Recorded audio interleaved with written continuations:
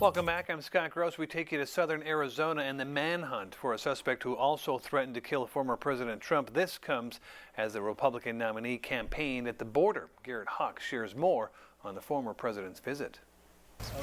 Tonight, former President Trump holding an event in the shadow of the Arizona border wall. As the sheriff here announced, there's a manhunt for a suspect wanted on unrelated warrants who also threatened to kill a presidential candidate. Multiple law enforcement sources tell NBC News it's Trump. The former president saying he wasn't told about the threat. And I have great respect for Secret Service. Trump is in the midst of a battleground blitz, with sources telling NBC News Robert Kennedy Jr. is planning to endorse him tomorrow, though talks are still ongoing.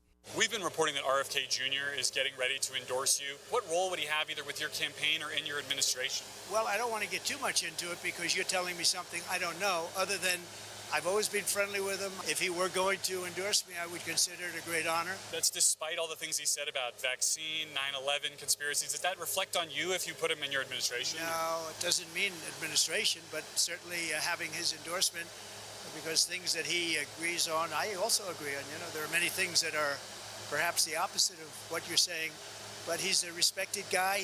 And we asked about the Democratic convention. What do you make of the attacks against you last night? Well, that's all they have, because they're failed. They failed on the border, as you can see. They failed on the economy.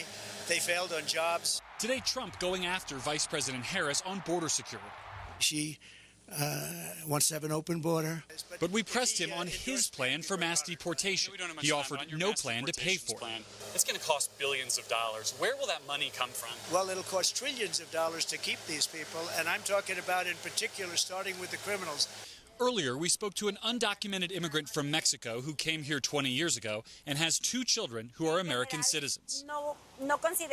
I don't think that people can possibly understand what it feels like to live with that fear of deportation, she told us. If you're trying to deport millions of people, that would perhaps include mixed families. Will you separate families to get to those goals? Provisions will be made, but we have to get the criminals out. We have murderers in our country. They just walk in. We have over 20 million people, in my opinion, over 20 million people came in, and the number is growing every single day.